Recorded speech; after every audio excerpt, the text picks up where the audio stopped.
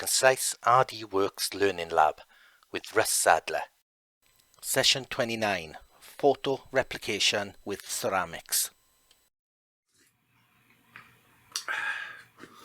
Well, today we're going to go one step higher on the photo replication ladder. This is the top of the tree. Look what we have here. A ceramic tile.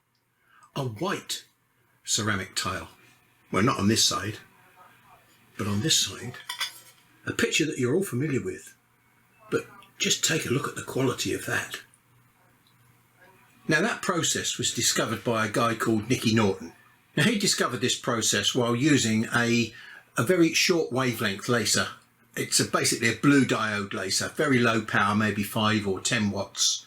Now, it isn't just a simple matter of engraving onto the surface of the white tile like we did when we did this on slate. It isn't very difficult to do, but the process itself is scientifically very complex. He discovered that if you paint white paint onto a white tile and then engrave something,